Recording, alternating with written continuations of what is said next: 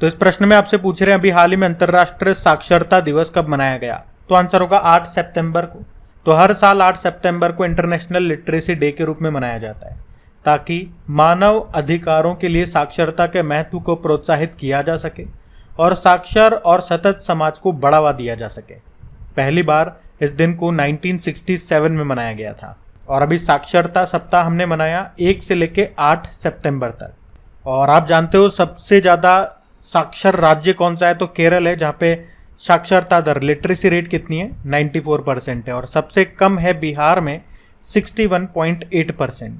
चलिए फिर बताइए अभी हाल ही में स्वच्छ वायु दिवस ये कब मनाया गया। तो आंसर होगा 7 सितंबर को। तो हर साल 7 सितंबर को स्वच्छ वायु दिवस या स्वच्छ वायु नील गगन दिवस, international day of clean air for blue skies के रूप में इस दिन को मनाया जाता है हर साल 7 सितंबर को। 2023 में इसका ये चौथा संस्करण है और थीम है टुगेदर फॉर क्लीन एयर। आपको बता दूं 2019 में संयुक्त राष्ट्र महासभा के 74वें सत्र में 7 सितंबर को इस दिन के रूप में नामित किया गया था। फिर बताओ अभी हाल ही में फिजियोथेरेपी दिवस कब मनाया गया। तो आंसर होगा 8 सितंबर को। तो हर साल 8 सितंबर को वर्ल्ड फिजियोथेरेपी दिवस के रूप में मनाया जाता है। थीम क्या है, ऑस्टियोआर्थराइटिस के रोकथाम और प्रबंधन। चलिए फिर बताइए अभी हाल ही में विश्व इलेक्ट्रिक व्हीकल दिवस कब मनाया गया। तो आंसर होगा 9 सितंबर को। तो हर साल 9 सितंबर को वर्ल्ड इलेक्ट्रिक व्हीकल डे के रूप में मनाया जाता है और इसे मनाने का उद्देश्य क्या है, लोगों को इलेक्ट्रिक वाहनों के लाभ, उनके महत्व और आवश्यकता के प्रति जागरूक करना। फिर बताओ अभी विश्व आत्महत्या रोकथाम दिवस कब मनाया गया। तो आंसर होगा 10 सितंबर को। तो आत्महत्या के मामलों को रोकने के लिए, जागरूकता बढ़ाने के लिए हर साल 10 सितंबर को ये वर्ल्ड सुसाइड प्रिवेंशन डे के रूप में मनाया जाता है। थीम क्या है इस बार की, क्रिएटिंग होप थ्रू एक्शन। इस बार नहीं, 2021, 2022 और 2023 तीनों साल की थीम यही थी।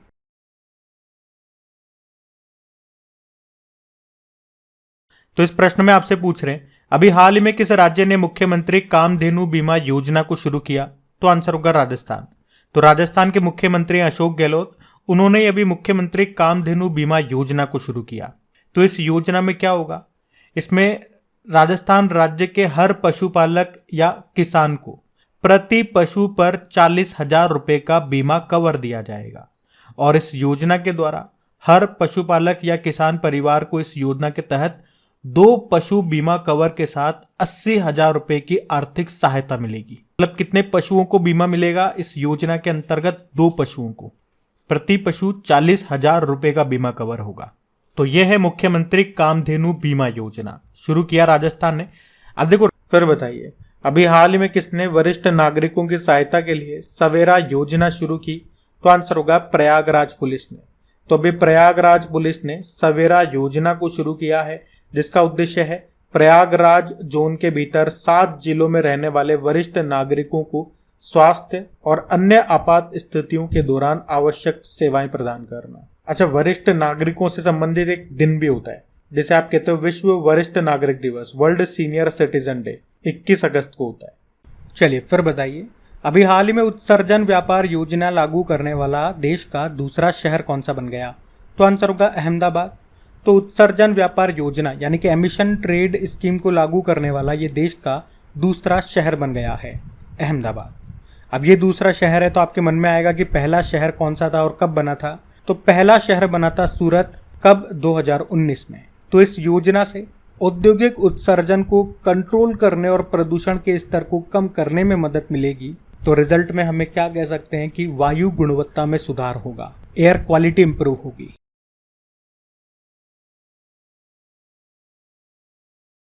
चलिए फिर बताइए अभी हाल ही में देश के पहले सौर शहर का उद्घाटन कहाँ पे हुआ। तो आंसर होगा सांची। तो मध्य प्रदेश के रायसेन जिले में स्थित विश्व धरोहर स्थल सांची ये भारत का पहला सौर शहर बन गया है, सोलर सिटी बन गया है। अभी इसका उद्घाटन किया मध्य प्रदेश के मुख्यमंत्री शिवराज सिंह चौहान ने। तो सोलर सिटी से मतलब है कि मतलब यहाँ पे जो लाइट आएगी वो सोलर एनर्जी से ऑपरेट होगी, सोलर एनर्जी से चलेगी।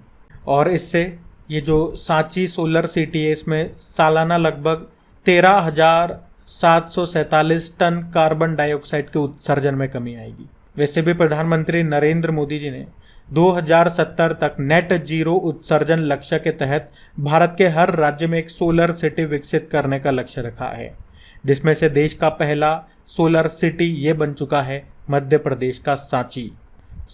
फिर बताइए, अभी हाल ही में भारत का पहला यूपीआई एटीएम ये किसने लॉन्च किया? तो आंसर होगा हिताची पेमेंट सर्विसेज। तो अभी भारत का पहला यूपीआई एटीएम लॉन्च किया गया है, किसने? हिताची पेमेंट बैंक ने। ये जापान का है और इसने किसकी सहायता से लॉन्च किया? तो NPCI, national payment corporation of India. UPI मतलब क्या हो गया? Unified payment interface. तो जो भी आप जैसे फोन पे वगैरह, गूगल पे वगैरह या पेटीएम वगैरह के थ्रू पैसा ट्रांसफर करते हो तो वो यूपीआई के माध्यम से ही करते हो। और जैसे अभी एटीएम पे आप जाते हो, एटीएम मतलब ऑटोमेटिक टेलर मशीन, तो एटीएम से आप पैसे निकालने जाते हो तो डेबिट कार्ड आपका यूज होता है, वो लगाते हो, फिर पिन वगैरह डालते हो तो उसमें से पैसे आते हैं। लेकिन अब ये कह रहे हैं कि अब आपको एटीएम से पैसे निकालने के लिए कार्ड वगैरह की जरूरत नहीं पड़ेगी। बस आपको क्या करना है, जो भी आप पेटीएम, फोन पे वगैरह जो भी आप यूज करते हो, वो वहाँ एटीएम पे जो क्यूआर कोड आएगा उसको स्कैन करना, उससे फिर अपना पिन वगैरह डाल और एटीएम से आपके पैसे बाहर आ जाएंगे। एटीएम कार्ड की आपको जरूरत नहीं पड़ेगी। तो याद रखना, भारत का पहला यूपीआई एटीएम ये किसने लॉन्च किया? हिताची पेमेंट सर्विसेज ने। और इसे भारत में पहली बार कहां पे लॉन्च किया गया? तो ग्लोबल फिनटेक समिट जो अभी हुई थी मुंबई में, वहां पे इसको लॉन्च किया गया। ये भी पॉइंट ध्यान रखना। चलिए फिर बताइए कि देश में पहली बार भूमिगत बिजली ट्रांसफार्मर स्टेशन ये कहां पे स्थापित किया गया? तो आंसर होगा बेंगलुरु में। तो अभी कर्नाटक की कैपिटल बेंगलुरु में देश के पहले भूमिगत ट्रांसफार्मर केंद्र स्टेशन का स्थापित किया गया है। बेंगलुरु में कहा? बेंगलुरु के मल्लेश्वरम में। ये 500 केवीए क्षमता का ट्रांसफार्मर है जो कि जमीन के नीचे है। मतलब इसमें क्या होता है, लोगों की सुरक्षा और उनको सुविधा देने के लिए जमीन के नीचे एक कमरा बनाया जाता है और उसमें ट्रांसफार्मर रख देते हैं। तो इससे पैदल चलने वालों को बिना परेशानी के फुटपाथ पर चलने में मदद मिलती है। मतलब फुटपाथ पे क्या होता है, आपने देखे होंगे ट्रांसफार्मर वगैरह, तार वगैरह बहुत रिस्की मामला हो जाता है, तो वहाँ पे जो पब्लिक है फिर वो जाती नहीं उस एरिया में कि कभी शॉर्ट सर्किट हो जाए, ब्लास्ट हो जाए, दिक्कत हो जाए। तो इन्होंने क्या करा, ऊपर से ट्रांसफार्मर हटा दिया, उसको जमीन के नीचे लगा दिया, जमीन में गड्ढा खोद के वहाँ कमरा बना दिया और उसके नीचे ट्रांसफार्मर लगा दिया। पब्लिक ऊपर से आराम से चलो, कोई दिक्कत नहीं है, नीचे चाहे ब्लास्ट भी हो जाए तो ऊपर इफेक्ट नहीं पहुंचेगा, ऐसा इन्होंने कहा। तो सिंपल सा याद रखना, ये देश में पहली बार हुआ ऐसा, बाकी पश्चिमी देशों में तो ऐसा होता है। तो देश में पहली बार भूमिगत बिजली ट्रांसफार्मर स्टेशन कहाँ पे स्थापित किया गया? वन लाइन में याद रखो, बेंगलुरु में।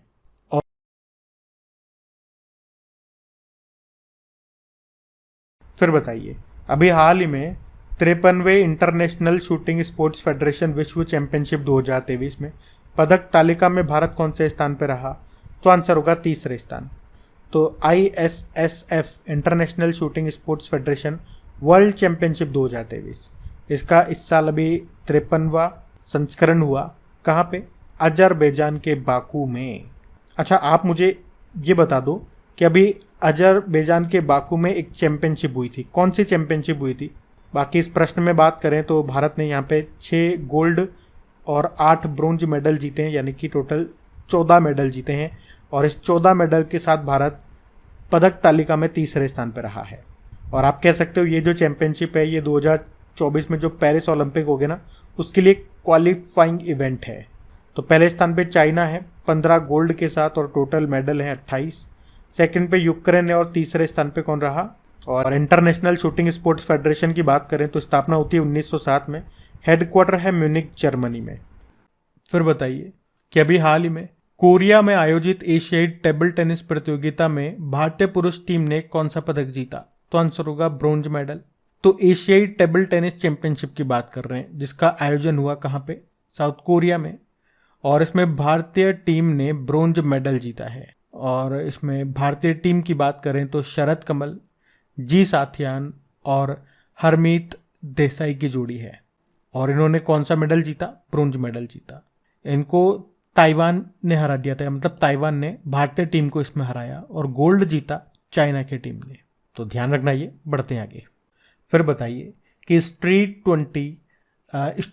चाइल्ड क्रिकेट विश्व कप, इसका आयोजन ये कहाँ पे होगा? तो आंसर होगा चेन्नई। तो ये पहली बार होगा जब चेन्नई ये स्ट्रीट 20 की मेजबानी करेगा। तो स्ट्रीट क्रिकेट की बात करें तो 15 देशों के सड़क पर रहने वाले बच्चों के बीच होता है ये। तो ध्यान रखना ये। बढ़ते हैं आगे।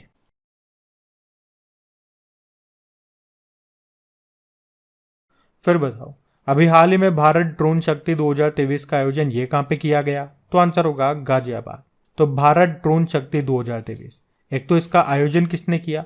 भारतीय वायुसेना और ड्रोन फेडरेशन ऑफ इंडिया ने। कहां पे? हिंडन एयरबेस गाजियाबाद में। तो 2030 तक भारत को वैश्विक ड्रोन केंद्र बनाने के लक्ष्य को प्राप्त करने के उद्देश्य से इस भारत ड्रोन शक्ति 2023 का आयोजन किया गया। और गाजियाबाद से याद आएगा आपको कि ग्रीन बॉन्ड जारी करने वाला पहला शहर आपका गाजियाबाद ही है, जबकि दूसरा इंदौर है। चलो बताओ, अभी हाल ही में one sun one world one grid सम्मेलन का आयोजन कहाँ पे किया गया? तो आंसर होगा नई दिल्ली। तो अभी नई दिल्ली में one sun one world one grid सम्मेलन का आयोजन ये किया गया।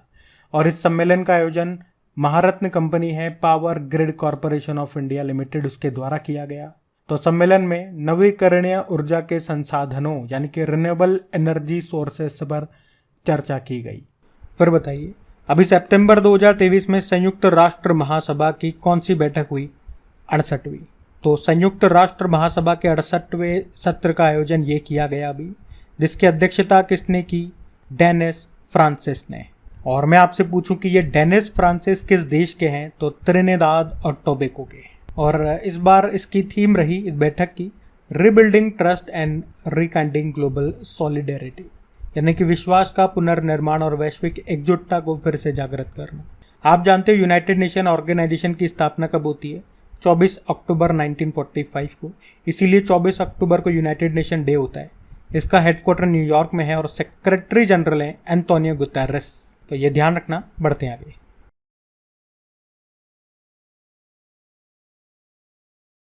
चलो फिर बताओ, अभी हाल ही में इंटरनेशनल ई स्पोर्ट्स फेडरेशन समिति के सदस्य के रूप में चुने जाने वाले पहले भारतीय कौन है? तो आंसर होगा लोकेश सुजी। तो इंटरनेशनल ई स्पोर्ट्स फेडरेशन समिति की बात कर रहे हैं। इसमें अभी पहले भारतीय सदस्य बन गए हैं, उनका नाम है लोकेश सुजी। और इस फेडरेशन की बात करें तो इसकी स्थापना होती है 2008 में। और लोकेश सुजी ये एशियन ई स्पोर्ट्स फेडरेशन के वाइस प्रेसिडेंट हैं, जो अभी इंटरनेशनल ई स्पोर्ट्स फेडरेशन समिति में सदस्य बनने वाले पहले भारतीय बन गए हैं। ये ध्यान रखना पॉइंट। वैसे आप जानते हो एन.वी. रमन्ना वैसे तो हमारे पूर्व चीफ जस्टिस ऑफ इंडिया हैं, लेकिन अभी अंतर्राष्ट्रीय मध्यस्थ पैनल में भारतीय सदस्य इनको चुना गया था। और रमन सुकुमार जानते हो, आईपीसीसी के उपाध्यक्ष पैनल में शामिल होने वाले भारतीय बने थे ये। और आईपीसीसी से याद आएगा, अभी इसके अध्यक्ष भी बने थे कौन? जेम्स फर्ग्यूसन या जिम स्केया भी इन्हें कह सकते हो आप। वैसे आर माधवन ये तो एक्टर हैं, film and television institute of India के अध्यक्ष बने थे। ध्यान रखना ये। बढ़ते हैं आगे। चलो फिर बताओ, अभी हाल ही में भारत की प्रमुख फैशन ब्रांड है डब्ल्यू, इसने किसे अपना ब्रांड एम्बेसडर बनाया? तो आंसर होगा अनुष्का।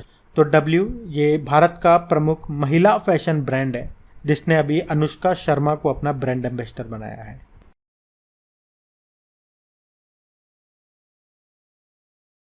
फिर बताइए, G20 इंडिया मोबाइल एप्लीकेशन के द्वारा कितनी भाषाओं में G20 संबंधित जानकारी प्रदान की जाएगी? तो आंसर होगा 10। तो भारत, ये आप जानते हो, 2023 में G20 की अध्यक्षता कर रहा है। और अभी विदेश मंत्रालय ने G20 इंडिया नाम से एक मोबाइल एप्लीकेशन भी लॉन्च किया है, जो 10 भाषाओं में G20 से संबंधित जानकारी प्रदान करेगा। वे 10 भाषाएं कौन कौन सी है?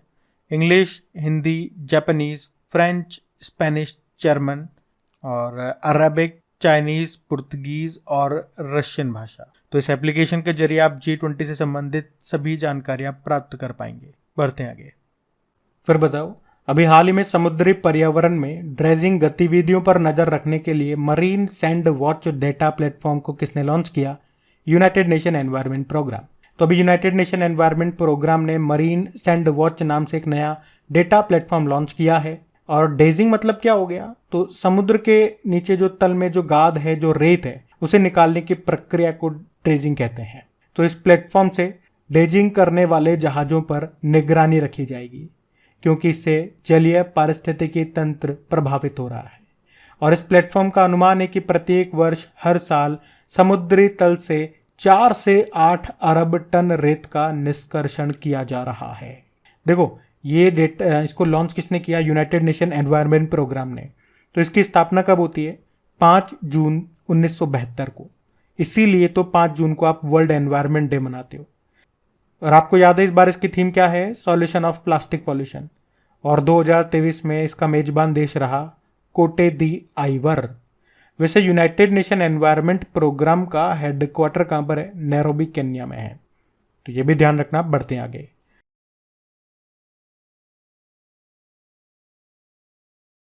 चलिए फिर बताइए कि अभी सितंबर 2023 में किसने चंद्र अन्वेषण अंतरिक्ष यान मून स्नाइपर को लॉन्च किया? तो आंसर होगा जापान। तो जापान की जो स्पेस कंपनी है जिसे कहते हैं जाक्सा, जिसने अभी अपना चंद्र अन्वेषण अंतरिक्ष यान मतलब लूनार एक्सप्लोरेशन स्पेस क्राफ्ट को लॉन्च किया है, जिसका नाम है मून स्नाइपर। और इसे किस रॉकेट से लॉन्च किया गया? तो HIIA रॉकेट से। और इस अंतरिक्ष यान में एक तो एक्सरे दूरबीन भेजा गया, जिसे पृथ्वी की कक्षा में स्थापित किया गया, जो ब्रह्मांड की उत्पत्ति का पता लगाएगा। और इसी के साथ चांद की सतह पर उतारने के लिए एक छोटा लैंडर भी भेजा गया है। उस लैंडर का नाम स्लिम रखा है। स्लिम मतलब smart lander for investigating moon. और ये ऐसा कहा जा रहा है कि अगले साल की शुरुआत तक चांद पर उतर सकता है। और अगर ये सफलतापूर्वक चांद पर उतरता है तो जापान ऐसा करने वाला यानी कि चांद पर उतरने वाला 5वां देश बन जाएगा। पहले 4 देश कौन कौन से हो चुके हैं?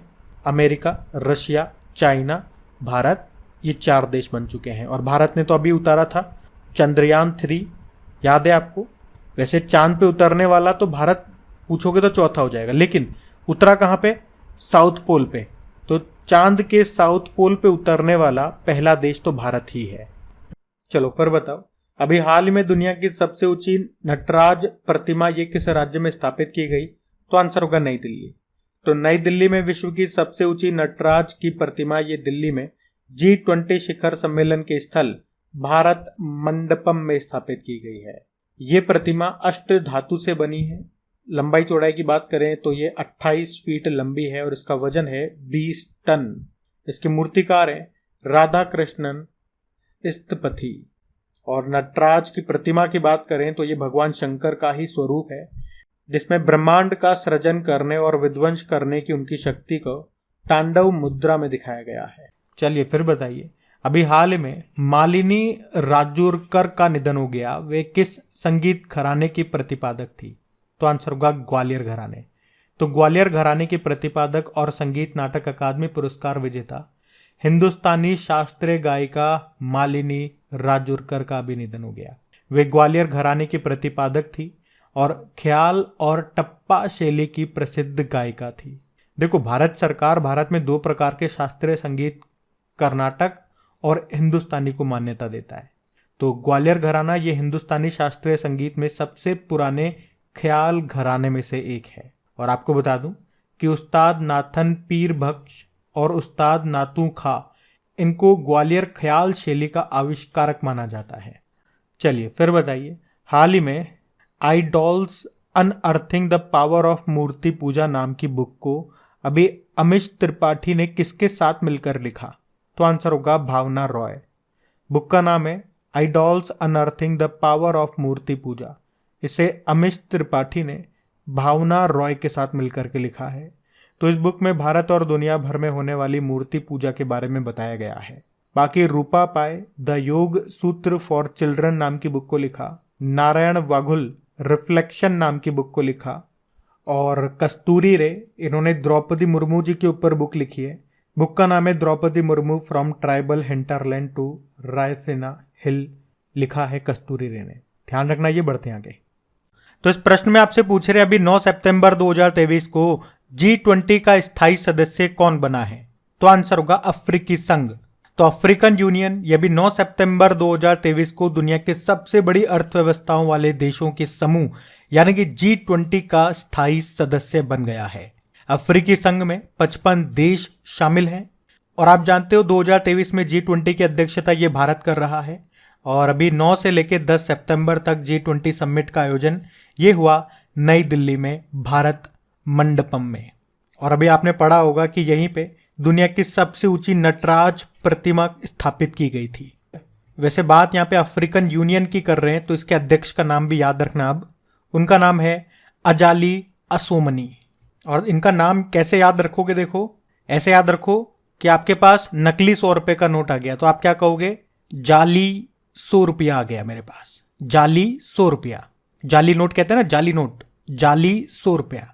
तो अजाली असोमनी, तो अजाली में जाली और असोमनी यानी कि 100 और मनी मतलब पैसा, या फिर असोमनी भी ऐसे भी कह सकते हो, मेरे पास बहुत सारा जाली पैसा है, अजाली असोमनी। अब ये नाम आपको ध्यान रहेगा। देखो G20 की बात करें, इसकी स्थापना कब होती है, 1999 में, और इसमें सदस्य देश 19 देश और एक यूरोपियन यूनियन है, और अब अफ्रीकन यूनियन भी इसमें शामिल हो गया। हेडक्वार्टर इसका कहीं भी नहीं होता। 2023 में भारत के पास इसकी अध्यक्षता, 2022 में इंडोनेशिया के पास इसकी अध्यक्षता थी, और अगले साल 2024 में इसकी अध्यक्षता होगी ब्राजील के पास में। तो अगर पूछे कि G20 ट्राइका में कौन कौन से देश शामिल हैं, तो इंडोनेशिया, भारत और ब्राजील। इस बार इसकी थीम क्या है, वसुदेव कुटुंबकम, one earth one family one future. और इसमें भारत के शेरपा हैं अमिताभ कांत, और इसका जो लोगो है इसमें कमल का फूल है, याद रखना। पूछा अगर थोड़ा सा डीप में जाए तो बताओ कि कमल के फूल में कितनी पंखुड़ियां हैं, पूछा जा सकता है। 7 हैं। वो 7 रिप्रेजेंट करती है 7 महाद्वीपों को और संगीत के 7 स्वरों को। फिर बताइए, अभी हाल ही में किस राज्य के सलेम सागू को GI टैग मिला, तो आंसर होगा तमिलनाडु। तो अभी तमिलनाडु राज्य के सलेम जिले के सलेम सागो, जो कि एक प्रकार का साबूदाना है, साबूदाना जिसे फास्ट वगैरह उपवास वगैरह के दिन खाते हैं, उसी को अभी GI टैग मिला है। आपको बता दूं, वर्तमान में भारत में साबूदाने का 80% से ज्यादा उत्पादन ये सलेम क्षेत्र में किया जाता है। चलो फिर बताओ, अभी हाल ही में leading fintech personality of the year का अवार्ड किसे मिला, तो आंसर होगा अदीब अहमद। तो अभी ग्लोबल फिनटेक अवार्ड्स 2023 में अदीब अहमद को learning fintech personality of the year के अवार्ड से सम्मानित किया गया। अदीब अहमद वे कौन है, वे अबू धाबी स्थित लुलु फाइनेंशियल होल्डिंग्स के मैनेजिंग डायरेक्टर हैं। फिर बताइए, अभी हाल ही में जटायु क्रूज सेवा ये किस नदी में शुरू की गई, तो आंसर होगा सरयू नदी। तो अभी उत्तर प्रदेश के अयोध्या शहर की सरयू नदी में जटायु क्रूज सेवा की शुरुआत की गई। ये क्रूज सेवा अयोध्या के नया घाट और गुप्तार घाट के बीच में शुरू की गई। तो जटायु नाम के इस क्रूज को रामायण के थीम पर तैयार किया गया है, और इस क्रूज के माध्यम से पर्यटक समृद्ध विरासत, प्राचीन मंदिरों और विभिन्न घाटों का दर्शन कर सकेंगे। अच्छा, क्रूज सेवा से 2 करंट अफेयर्स के प्यारे प्यारे क्वेश्चन मैं आपसे पूछता हूँ। एक तो अभी देश की सबसे लंबी नदी क्रूज सेवा ये शुरू हुई थी वाराणसी और असम के डिब्रूगढ़ के बीच में, जिसके बीच की लंबाई इसने कितनी लगभग तय की, 3200 किलोमीटर, और उस क्रूज का नाम है गंगा विलास। और अभी याद होगा आपको, चेन्नई से श्रीलंका के बीच में भारत की पहली अंतर्राष्ट्रीय क्रूज सेवा भी शुरू हुई थी, जिसका नाम है MV एक्सप्रेस। और अगर आपसे पूछे कि जल मेट्रो परियोजना वाला भारत का पहला शहर कौन सा है, तो आंसर होगा कोच्चि। और वैसे भारत की पहली वाटर टैक्सी सेवा का उद्घाटन कहाँ पे किया गया था, मुंबई में। अच्छा, जल जीवन मिशन आपको याद है, ये लॉन्च हुआ था 2019 में, जिसका उद्देश्य था 2024 तक हर घर नल कनेक्शन करना। और वैसे चलो आज के लिए इतना काफ़ी है, बाकी पॉइंट्स की मैं शीट बनाऊंगा तब आपको रिवाइज कराऊंगा। अभी बढ़ते हैं आगे। फिर बताइए, मून मैन ऑफ इंडिया के नाम से किन्हें जाना जाता है। अच्छा प्रश्न है ये। प्रश्न मतलब जिस कारण से न्यूज़ में है वो प्रश्न इतना इंपॉर्टेंट नहीं है, लेकिन ये इंपॉर्टेंट है कि मून मैन ऑफ इंडिया के नाम से किन्हें जाना जाता है। ये पॉइंट आप आज नया सीखोगे। तो आंसर होगा M अन्नादुराई। अब पहले तो मैं आपको बता दूं ये प्रश्न मैंने आपसे पूछा क्यों और ये न्यूज़ में क्यों है। तो अभी एक प्राइवेट रोबोटिक्स कंपनी है SS इनोवेशन, जिसने पद्मश्री डॉक्टर माइलस्वामी अन्नादुराई को अपने निदेशक मंडल में निदेशक के रूप में, डायरेक्टर के रूप में नियुक्त किया है। डॉक्टर M अन्नादुराई, उन्हें मून मैन ऑफ इंडिया के नाम से जाना जाता है। उन्होंने चंद्रयान 1 और चंद्रयान 2 और मंगलयान मिशन में अहम भूमिका निभाई थी। 2016 में मिला था इन्हें पद्मश्री। तो अब आपको याद रखना है मून मैन ऑफ इंडिया के नाम से किन्हें जाना जाता है। बीच बीच में मैं आपसे पूछता रहूँगा। तो M से मून, M से माइलस्वामी, यानी कि M अन्नादुराई।